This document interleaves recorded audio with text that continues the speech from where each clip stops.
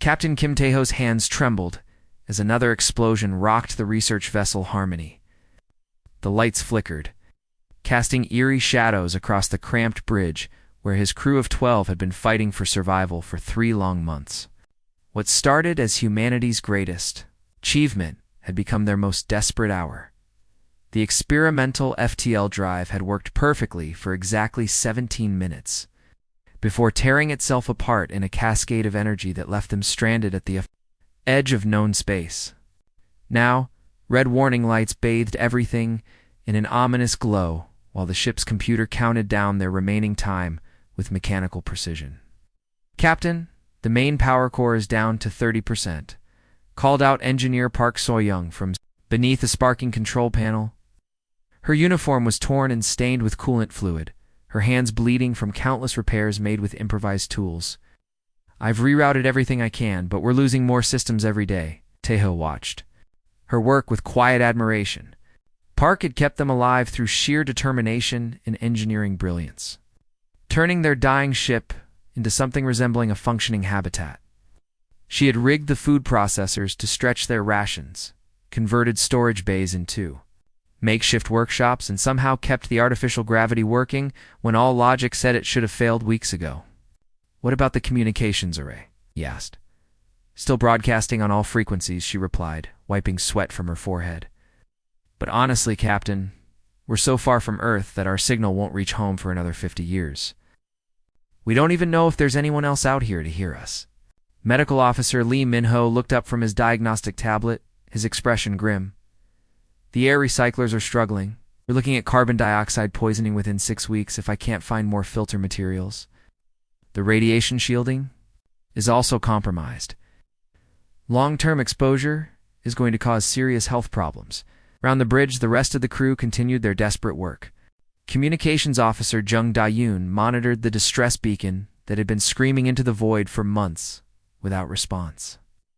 Navigation Specialist Oh Hyun Woo tried to plot a course home using their remaining fuel, knowing it was mathematically impossible. Weapons Officer Kang Soo-jin maintained their defensive systems, though what they might need to defend against in empty space remained a mystery. The youngest crew member, Science Officer Bae The-jin, had spent weeks analyzing the strange readings their sensors had detected before the drive failure. "Captain, I keep thinking about those energy signatures we detected right before the accident. They weren't natural phenomena. Something was out there watching us." Taeho nodded. He had seen the data too. Geometric patterns in space that suggested intelligence structures too regular to be asteroids or debris. Humanity's first deep space mission had discovered they were not alone in the universe, but that knowledge might die with them in the cold of space. "Keep recording everything," he ordered. "If rescue comes, they need to know what we found. If it doesn't, maybe someday another. Human ship will find our black box and learn from our mistakes." The days blurred together in a routine of repairs, rationing, and hope. The crew had developed an almost supernatural ability to maintain morale under impossible circumstances. They told stories, played games with improvised equipment, and held movie nights using their personal devices. Park had even figured out how to brew something resembling coffee from the ship's algae tanks. But beneath the surface camaraderie, everyone knew the mathematics of survival. Air, food, water, power, every resource had been calculated and recalculated. They were living on borrowed time, and the loan was almost due. Light years away. Aboard the Valonian research station Starfall, senior researcher Veltar was having trouble sleeping. His species required only 4 hours of rest per day, but lately, even that seemed impossible. The deep space monitoring equipment had been picking up increasingly strange signals from the outer rim territories. The Valonians were one of the galaxies. More peaceful species, content to study the cosmos from their network of research stations, rather than engage in the territorial disputes that plagued more aggressive civilizations. Veltar had spent his entire career cataloging radio emissions from primitive worlds, most of which produced nothing more interesting than atmospheric interference. But this signal was different. It carried mathematical constants that proved intelligence, transmitted on primitive radio waves that suggested a species just beginning to explore space. The most intriguing part was the desperate urgency in the transmission patterns. Someone was in trouble. "These beings call themselves humans," Veltar muttered to his assistant Nixara, his 4 eyes studying the scrolling data on his workstation. "I've checked every database in the galactic network. No record of this species anywhere." Nixara's tentacles curled with concern. "That's impossible, Senior. Every spacefaring species is registered with the Galactic Council. Even the most primitive civilizations are monitored once they achieve radio communication, unless they're from beyond the Outer Rim," Veltar said quietly. "From regions we've never explored, the implications were staggering. If these humans had traveled from uncharted space, they represented either an incredible opportunity for scientific discovery or a potential threat to galactic stability. First contact protocols existed for good reason. New species were supposed to be evaluated, quarantined, gradually introduced to galactic civilization under careful supervision. But as Veltar listened to the increasingly desperate distress calls, protocol seemed less important than compassion. These creatures were dying out there in the void. He might be their only hope for survival, against every regulation he had sworn to uphold. Veltar began composing a response transmission toward the signal's origin point.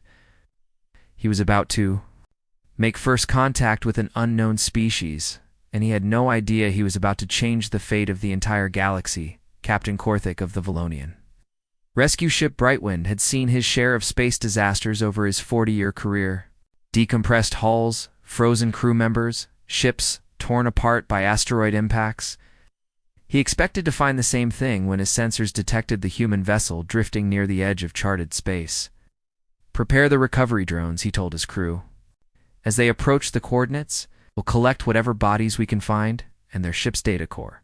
At least their families will have closure." But as the Brightwind drew closer, something seemed wrong. The human ship was still powered.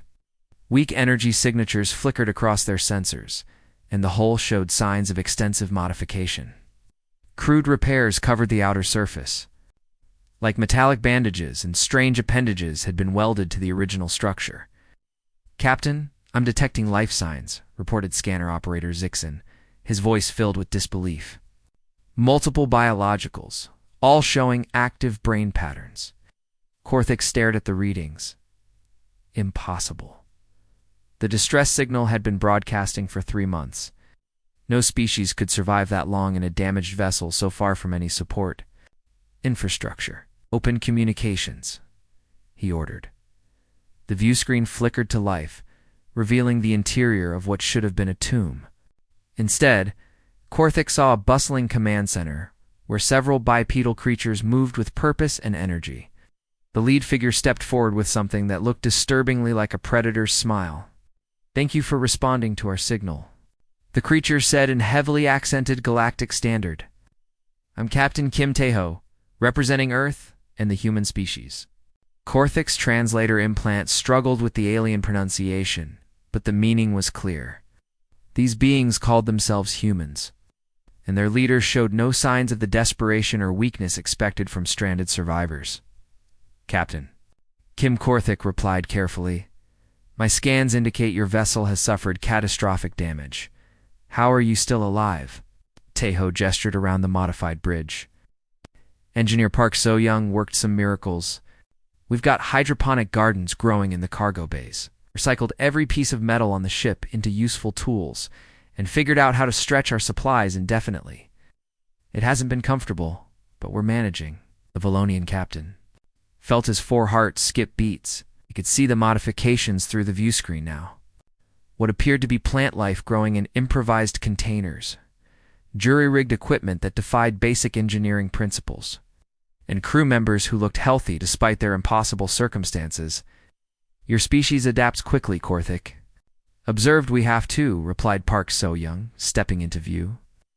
Her uniform was patched and stained, but her voice carried the confidence of someone who had conquered the impossible. "When systems fail, you either fix them or you die. We prefer fixing them." The rescue operation became something unprecedented in galactic history. Instead of recovering bodies, the Valonians found themselves documenting the most impressive survival story any of them had witnessed. The humans had transformed their dying ship into a self-sufficient habitat through sheer ingenuity and determination. Medical Officer Lee Min-ho had created a fully functional hospital in what used to be a storage closet, complete with surgical equipment fashioned from spare parts. Science Officer Bae Vijin had turned the damaged sensor array into an astronomy laboratory that had mapped dozens of nearby star systems. Even their entertainment had evolved, with crew members creating musical instruments from scrap metal and organizing competitions that would have terrified most civilized species. "Show them the gymnasium," Taeho said with obvious pride. Park led the Valonian boarding party through corridors that hummed with jury-rigged life.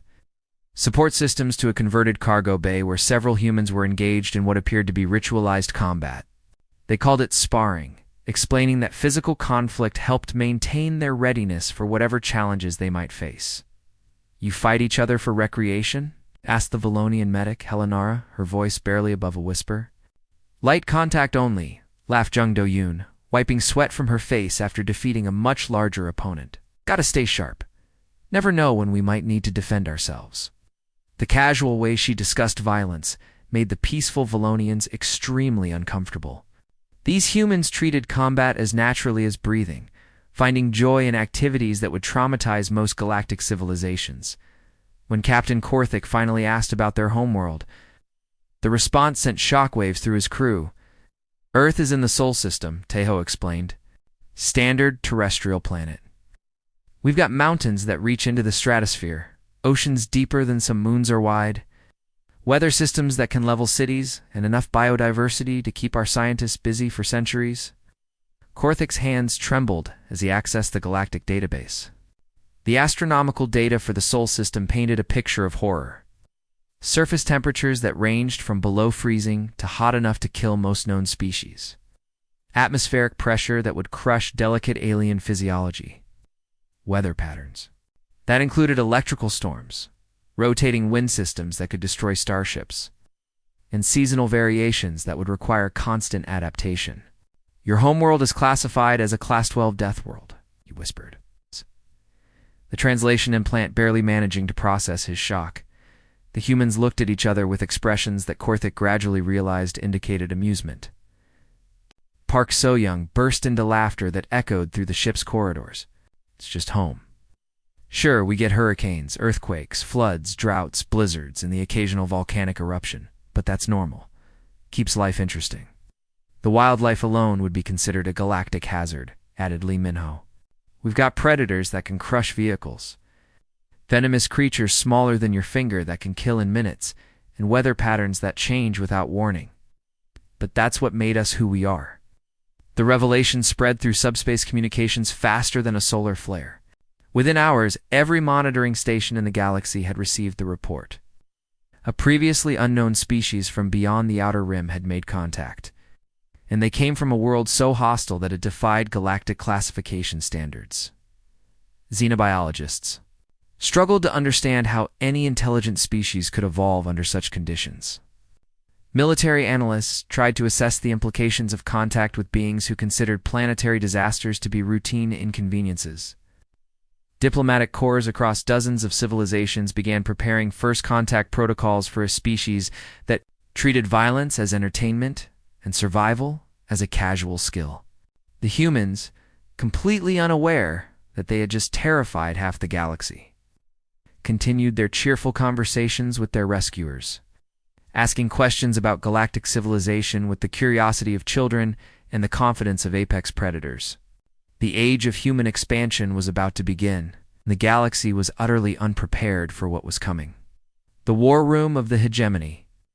Flagship Dominion buzzed with nervous energy as holographic displays cast blue light across the faces of 40 different alien species. Supreme Commander Zethric, a towering reptilian creature whose ancestors had conquered half a dozen star systems, had never felt more unsettled in his 3 centuries of military service. The intercepted human. Transmissions played on repeat across multiple screens. What the humans called movies showed scenes of destruction that made veteran soldiers flinch.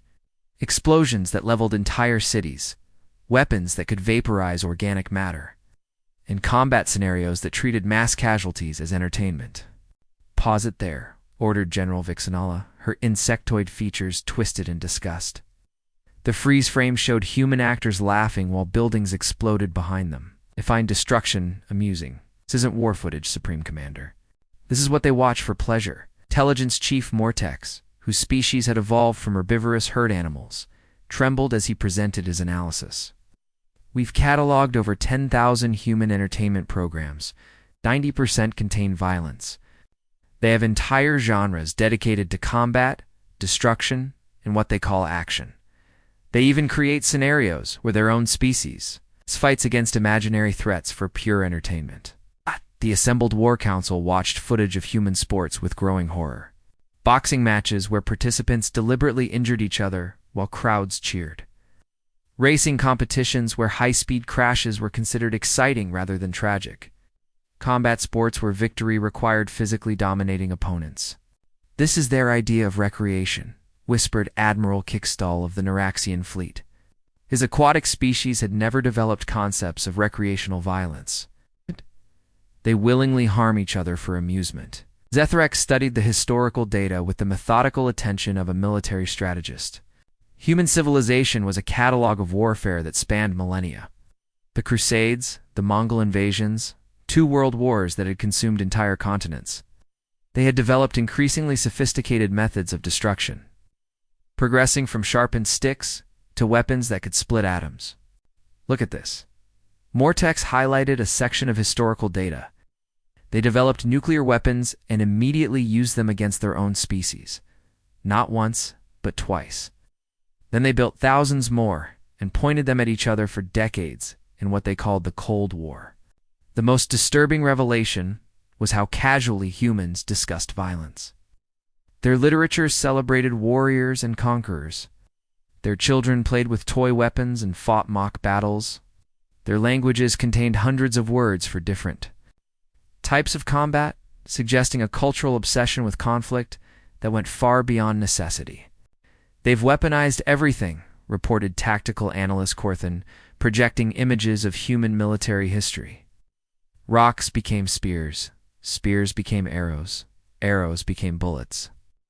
They've turned farming tools into weapons, transportation vehicles, into instruments of war, and even their eating utensils can be used for combat.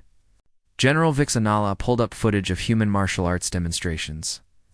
They've developed dozens of different fighting styles using only their natural bodies. No weapons, no technology, just refined techniques for causing maximum damage to other humans. And they teach these skills to their children as cultural traditions. The War Council watched in stunned silence as humans performed feats that defied galactic understanding of civilized behavior. Military parades where soldiers marched in perfect formation while displaying weapons of incredible destructive power. Demonstrations of hand-to-hand combat techniques that could kill opponents in seconds. Training exercises where they simulated planetary invasions with disturbing enthusiasm. Their military doctrine is completely alien to galactic norms, Admiral Kextel observed. Most civilized species engage in ritualized conflicts with minimal casualties. These humans practice what they call total war, where everything becomes a target. Zethrak examined intercepted communications from Earth's military installations. Human soldiers spoke about combat with the same casual tone other species use to discuss weather patterns. They planned devastating attacks while maintaining cheerful morale. They treated weapons maintenance like a hobby and discussed tactics during recreational gatherings. They're still fighting, Mortex reported grimly. Even now, as a unified species with space travel capabilities, they maintain standing armies on every continent. They continue developing new weapons, training new soldiers, and preparing for conflicts that may never come. War isn't something they do when necessary. It's something they prepare for constantly. The most chilling discovery was human adaptability in combat situations. Historical records showed they could fight effectively in any environment using whatever resources were available. Desert campaigns, Arctic warfare, jungle combat, urban fighting, naval battles, aerial dogfights. They had mastered every possible theater of operations and developed specialized equipment for each scenario. They don't just fight, General Vixanala said quietly. They excel at it. Every major conflict in their history has produced technological innovations that they immediately applied to future warfare. They learn from every battle and become more dangerous with each generation. The holographic display showed Earth's current military capabilities. Thousands of nuclear warheads that could sterilize continents. Conventional forces equipped with weapons that would be considered war crimes by galactic standards. Aerospace. Technology that suggested they were already preparing for combat beyond their atmosphere. And now they have space travel, Zethrak said, his voice carrying the weight of inevitability. Long before they spread throughout the galaxy. Long before they bring their concepts of warfare to peaceful civilizations that haven't fought a real war in centuries, the silence in the war room was deafening. Every species represented had achieved interstellar travel through cooperation and scientific advancement.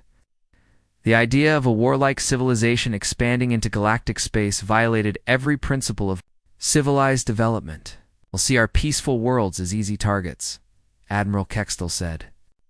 Species that have forgotten how to fight, civilizations that have converted their military assets into exploration vessels, were defenseless against beings who treat combat as a cultural foundation. The mathematical projections are terrifying, Mortex added. If they expand at the same rate they've conquered their own planet, they could control significant portions of the galaxy within a few centuries. And unlike previous expansion periods in galactic history, they won't be interested. In peaceful coexistence, Zethrak made the decision that would echo through galactic history. Assemble the Grand Fleet, contact every member species, every allied civilization, every military force in the known galaxy. We mobilize everything we have. Sir, the scale of operation you're suggesting. ... double quotes, General Vixenala began. No. Ships minimum, Zethrak interrupted. Dreadnoughts, carriers, destroyers, support vessels. We bring enough firepower to crack planets if necessary. This isn't a police action or a diplomatic mission. This is preventive warfare on a scale the galaxy has never seen. The orders went out across subspace channels to military bases spanning hundreds of light years. The hegemony's member species began mobilizing their fleets for what many believed would be the most important military action in galactic history. It will be a mercy killing, Zethrak told his reflection in the darkened observation deck as the massive fleet began assembling. For the good of all peaceful civilizations, end this threat before it can spread. But as he watched the greatest armada ever assembled prepare for departure, Supreme Commander Zethrak couldn't shake the feeling that they were about to learn why humans had survived on a death world while every other species in the galaxy sought out the safest possible environments. The greatest military force in galactic history was moving toward Earth, and none of them had any idea what they were really walking into. Admiral Kim. Tejo watched the approaching alien armada through the reinforced viewports of the battleship Sol. 3,000 enemy vessels stretched across space like a metallic constellation, their formations perfect and intimidating. For most civilizations, such a sight would have meant immediate surrender. For humans, it meant the galaxy was about to learn why Earth was classified as a death world. Sir, they're transmitting on all frequencies, reported communications officer Jung Dae-yoon. Standard surrender demand. They are giving us 1 hour to evacuate all military assets and prepare for occupation. Around the bridge, the crew exchanged glances that mixed amusement with predatory anticipation. These aliens had spent months studying human entertainment and military history, but they had completely misunderstood what they were seeing. They thought humans were violent and unpredictable. They had no idea that humans were also the most strategically minded species in the galaxy. Admiral the Busan is reporting that the enemy fleet is holding formation at the heliopause. It's called Captain Choi Hae-won over the CUM system. They're not advancing. It's like they're waiting for us to come to them. Lieutenant Commander Yoon Jisoo, the Seoul's weapons officer, shook her head in disbelief. We're going to line up and shoot at each other like it's some kind of honor duel? What kind of warfare is that? Tejo studied the tactical display where thousands of red dots represented the hegemony fleet. Their formation was textbook perfect for intimidation and traditional galactic combat. Ships arranged in neat rows. Weapon systems powered but not locked onto targets. Clear communication channels for negotiation or surrender. It was exactly the kind of civilized, predictable warfare that had dominated galactic conflicts for millennia. It was also exactly the kind of warfare that would get them all killed when facing humans. "They've made a fundamental error," Tejo announced to his crew. "They assume we fight like they do. Honorable engagements, minimal casualties, warfare. As diplomacy by other means, they have no concept of total war." 3 months earlier, when the first hegemony scout ships had been detected entering the solar system, humanity had mobilized with efficiency that would have impressed their own military historians. Every space-capable vessel had been converted or armed. Mining platforms became weapons platforms. Cargo haulers became troop transports. Even civilian ships had been equipped with military-grade systems. But the real preparation had been far more subtle, using techniques perfected during centuries of terrestrial warfare. Human forces had taken concealment and misdirection to levels that defied galactic understanding. What appeared to be asteroids floating in the outer system were actually heavily armed battleships. Equipment that registered as space debris on alien sensors were sophisticated weapons platforms. Even the seemingly innocent communications satellites orbiting Earth were armed with defensive systems. "All ships, this is Admiral Kim Taho," announced across the fleet communication system. "The enemy is offering us the chance to surrender. I believe our response should be educational." Throughout the solar system, human vessels that had been invisible to alien sensors suddenly came to life. The asteroid field between Mars and Jupiter revealed itself to be a massive weapons platform housing hundreds of ships. Saturn's rings disgorged a fleet of stealth vessels that had been using the planet's magnetic field to mask their signatures. Even the space around Earth's moon erupted with ships that had been hiding in the planet's shadow. The hegemony fleets, perfect formations, shattered under an assault that came from every direction simultaneously. Human tactics, refined through millennia of warfare against their own species, proved devastatingly effective against aliens who had never faced truly aggressive opposition. Captain Park So-young is now commanding the heavy cruiser Incheon lead, a squadron of converted mining vessels in a flanking maneuver that would have been impossible for any other species to coordinate. The mining ships, built to survive the brutal conditions of asteroid operations, proved surprisingly effective as warships. "Target their command vessels first," she ordered her squadron. These aliens seemed to rely heavily on centralized command structures. Take out their leaders, and the rest should fall apart. Her assessment proved correct. The hegemony fleet designed for intimidation and ceremonial combat couldn't adapt to the chaos of human warfare.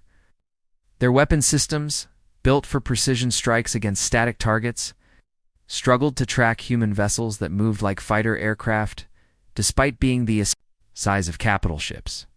"They're actually waiting for us to line up properly," reported Weapons Officer Kang Sujin from the Incheon. Their targeting system seemed designed for formal engagements where both sides take turns shooting at each other. The human fleet exploited this weakness ruthlessly. Earth's weapons, designed for planetary warfare, where combat zones could span entire continents, proved devastatingly effective in the three-dimensional environment of space. Kinetic projectiles accelerated to significant fractions of light speed tore through alien hulls that had been designed to withstand energy weapons, but not physical impacts. Lieutenant Commander Oh Hyanwoo, now commanding the destroyer Gwangju, coordinated a series of attacks that demonstrated the fundamental difference between human and galactic military thinking. Instead of engaging in direct combat, his squadron used Jupiter's gravity well to accelerate massive chunks of ice and rock to incredible velocities, turning the planet's own mass into a weapon system. "The enemy's return fire is completely ineffective," he reported. "Their energy weapons are designed for precision, not destruction. They're trying to disable our ships rather than destroy them." This restraint, considered civilized by galactic standards, proved fatal when facing humans who had been trained to fight for survival rather than diplomatic advantage. Human weapons systems, built by a species that had perfected the art of killing their own kind, were designed for maximum lethality with minimum resources. The battle became a demonstration of everything the hegemony had feared about human expansion Earth's forces didn't just defeat the alien fleet. They systematically dismantled it with clinical efficiency. Human crews, trained from childhood in competitive sports and strategic games, adapted to space combat as naturally as their ancestors, had adapted to hunting predators on Earth's surface. "Sir, the enemy flagship is requesting parley," reported Jung Dae-yoon, offering to negotiate terms for their withdrawal. Taeho looked at the tactical display where the massive hegemony armada was being torn apart by a human fleet that was significantly smaller but infinitely more effective. The aliens still didn't understand what they were facing. They thought this was a negotiation that had gone wrong, rather than the opening move in humanity's expansion into galactic space. "Tell them we'll accept their surrender," he replied. "Unconditional surrender. They can keep their lives, but their ships and weapons stay here." The message that went out across subspace channels would echo through galactic history. The largest military force ever assembled had been defeated by a species that the galaxy had dismissed as primitive. The Deathworlders hadn't just survived. First contact with galactic civilization, they had conquered it in their first. Battle Admiral Kim Taeho walked through the crystal corridors of what had once been the most feared government building in the galaxy. The hegemony's capital on Morcanis' Prime was a masterpiece of alien architecture, with walls that shifted color based on the emotional state of their occupants. Today, they glowed a warm gold that reflected the cautious optimism spreading throughout the liberated territories. 6 months had passed since the Great Fleet battle that shattered hegemony power forever. What followed had been even more remarkable than the military victory itself. As human forces spread throughout former hegemony space, they discovered a galaxy of civilizations that had forgotten how to be free. "Admiral, we have another situation." "Developing," reported Colonel Lee Minho, approaching with a datapad that showed star charts of the Outer Rim territories. His promotion from medical officer to military liaison had been one of many rapid changes in the post-war galaxy. The Kepler mining colonies are reporting that local hegemony remnants are still demanding tribute payments. Taeho studied the information with the same methodical attention he had once applied to survival aboard the dying research vessel Harmony.